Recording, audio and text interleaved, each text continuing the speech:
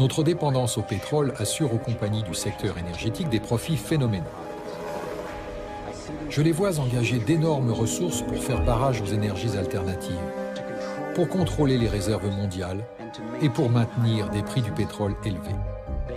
Elles disposent de suffisamment d'argent et d'influence pour supprimer tout ce qui pourrait menacer leur monopole. Mais qui se cache derrière les énormes compagnies du secteur énergétique? L'empire du pétrole des Rockefeller a démarré en 1870, lorsque John D. Rockefeller a fondé la Standard Oil, devenant ainsi le premier milliardaire américain. Depuis, la Standard Oil est devenue ExxonMobil et a donné naissance à bien d'autres compagnies. Les Rockefeller contrôlent également notre alimentation. À l'origine, ils ont été responsables de la mutation mondiale en faveur d'une agriculture à grande échelle basée sur le pétrole. Je me souviens de la pseudo-révolution verte des années 60 et 70. Comme la plupart des gens, j'ai pensé que c'était une bonne chose. Cependant, l'idée reposait sur la plantation d'énormes parcelles d'une seule culture, utilisant de grandes quantités de pesticides, herbicides et fertilisants à base de pétrole. La révolution verte était une idée originale de la division des sciences naturelles de la Fondation Rockefeller, en partenariat avec de grandes entreprises agricoles. L'agriculture basée sur le pétrole a généré quantité de nouveaux profits pour l'industrie pétrolière, mais n'a jamais tenu ses promesses d'éradiquer la faim et de promouvoir la santé. Au début, elle a augmenté la productivité parce que chaque parcelle était exploitée pour une production immédiate. Mais on peut aujourd'hui constater ses coûts réels. Les contribuables paient des milliards en subventions aux entreprises géantes de l'industrie agroalimentaire. Les petites exploitations familiales ont disparu. La biodiversité est détruite. Les produits chimiques toxiques empoisonnent les ouvriers agricoles et polluent la terre. L'eau et nos réserves en nourriture mettent en danger notre santé à tous. En 2010, près d'une personne sur 7 dans le monde n'a pas mangé à sa faim.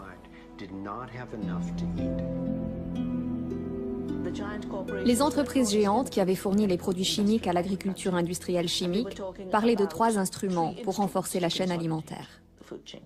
Le premier était le recours au génie génétique comme outil de contrôle. Le deuxième consistait à breveter les graines et la vie comme outil de contrôle en déclarant que les graines relevaient de la propriété privée, traitant la réutilisation de graines par les agriculteurs comme un crime, un vol de propriété intellectuelle. Et le troisième étaient les soi-disant traités de libre-échange qui devaient priver les gens ordinaires, les agriculteurs, les producteurs de leur liberté de réutiliser des graines.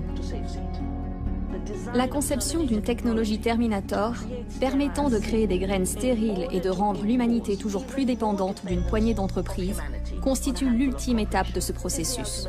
Ce que nous faisons avec les graines revient à la création inédite d'une nouvelle forme de colonisation que j'appelle la colonisation du futur. Which I call the colonization of the future.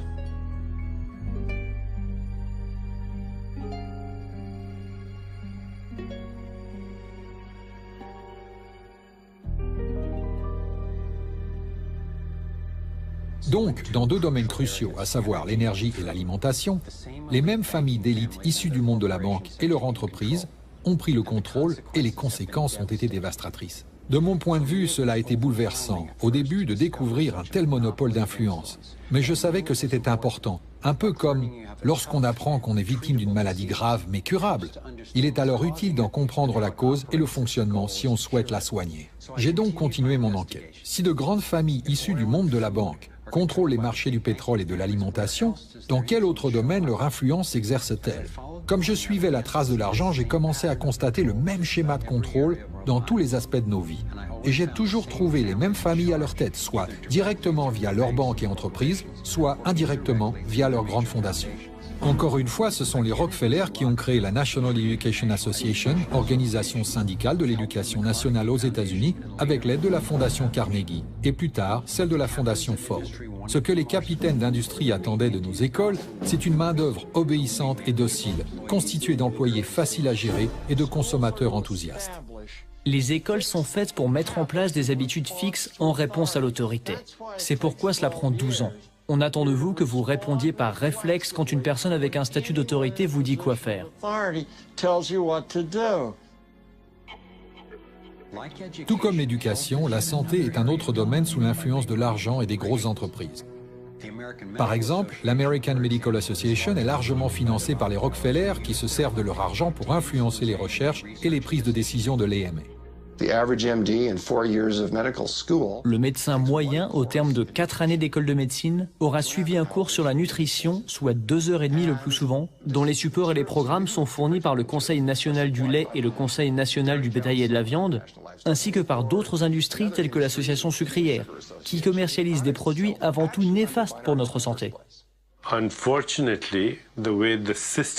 Malheureusement, le système médical est structuré de telle manière que l'enseignement est prioritairement financé par les laboratoires pharmaceutiques. Le but est donc de fabriquer et de vendre autant de médicaments que possible. C'est également pour le médecin comme pour le laboratoire pharmaceutique et l'ensemble des institutions médicales une manière rapide de faire de l'argent. Mais en fait, cela perpétue les problèmes qu'on était censé résoudre. Les effets secondaires peuvent inclure nausées, sécheresse de la bouche et constipation. Baisse des globules blancs qui peut s'avérer grave, effets secondaires sexuels, diarrhée, nausées et somnolence, peut entraîner le coma ou la mort. Jusqu'où iront ces forces pour faire du profit? Iraient-ils jusqu'à supprimer les traitements des maladies, de la même manière qu'ils ont supprimé la technologie de l'énergie libre? Malheureusement, mes recherches m'ont révélé que la réponse est une fois encore oui. Un exemple bien documenté est celui du docteur Royal Rife. Dans les années 1920, le docteur Rife a inventé les microscopes les plus avancés de son époque. Il a également développé une nouvelle technique qu'il a nommée résonance coordinatrice, qui était apparemment capable de détruire les tumeurs cancéreuses et les virus. En 1934, lors de tests cliniques affiliés auprès de l'Université de Californie du Sud, le traitement de Rife a été testé sur 16 patients en phase terminale de cancer. En l'espace de 3 mois, ils ont tous été guéris. Peu de temps après, un laboratoire testant la technologie de Rife a brûlé et un procès sans fondement a été engagé. Grâce aux efforts de Maurice Fishbein, responsable du journal de l'American Medical Association, le laboratoire de Rife a été fermé et ce dernier ruiné. Son travail aussi brillant que prometteur est tombé dans les oubliettes. Il m'a été difficile d'admettre qu'on puisse vraiment supprimer des traitements médicaux. Le cancer a frappé ma famille comme une rivière déchaînée. J'ai découvert que tout était lié au brevet. Si un laboratoire pharmaceutique peut breveter un traitement et en tirer profit, surtout si la prise de ce traitement est à long terme, il le commercialise. Sinon, nous n'en entendrons jamais parler. Rife n'a pas été le seul à avoir ses recherches interrompues. René Kess détenait une ancienne formule des Indiens Ojibwe, très efficace. Harry Hoxsey et Max Gerson utilisaient des remèdes naturels qui fonctionnaient. Mais si vous effectuez des recherches plus poussées, l'AMA les a fait passer pour de complets illuminés. C'est en cela que suivre la trace de l'argent a été si utile, car les mêmes pouvoirs qui contrôlent l'AMA, leur recherche et leur financement, contrôlent également les laboratoires pharmaceutiques. Il y a donc une motivation financière de plusieurs milliards de dollars pour supprimer les traitements qui ne peuvent pas être brevetés. Le fait de savoir que des traitements existent n'a pas soulagé la peine que j'ai ressentie suite à la disparition de tant d'êtres chers atteints de cancer. Cela m'a donné un but vers lequel tourner ma douleur. Je crois que si l'on prend tout l'amour et le dévouement qu'on porte à une personne décédée ou sur le point de mourir et qu'on l'utilise pour développer et fournir ces traitements aux personnes qui en ont besoin, on peut mettre fin à cet héritage du cancer et se sentir mieux.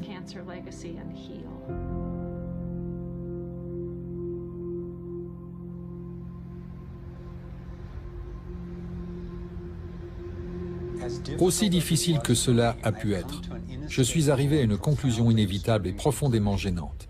Je crois qu'une élite et les entreprises qu'elle dirige n'ont pas seulement pris le contrôle de notre énergie, de nos réserves en nourriture, de notre éducation, de nos services de santé, mais aussi de quasiment tous les aspects de nos vies. Et c'est possible en contrôlant le monde de la finance, non pas en créant plus de valeur, mais en contrôlant véritablement la source de l'argent.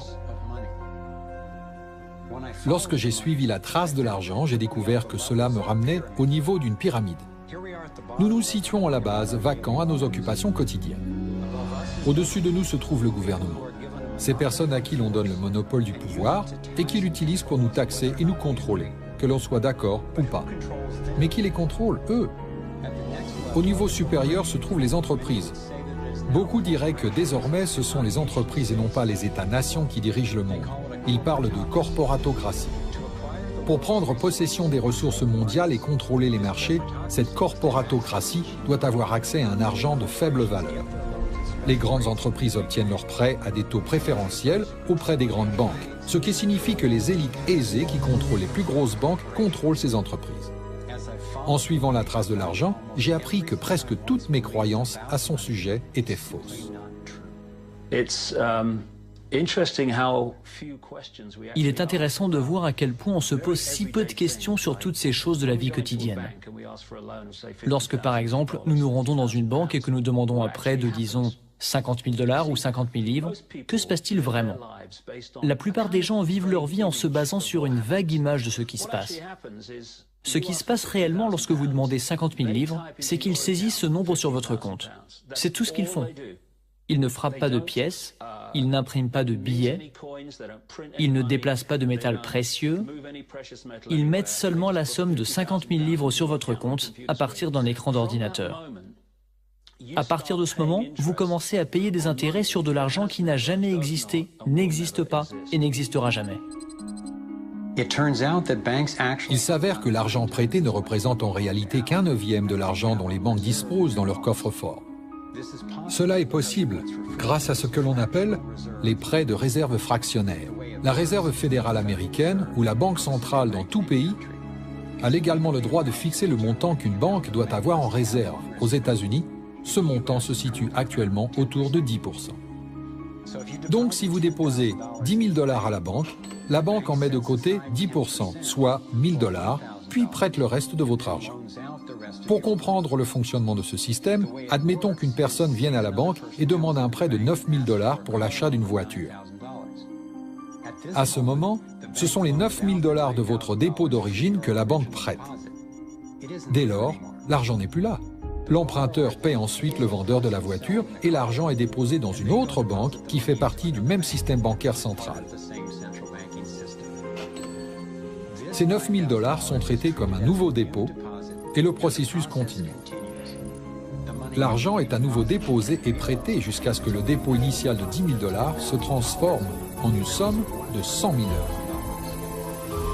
Le système bancaire a simplement créé 90 000 $ en prêtant votre argent.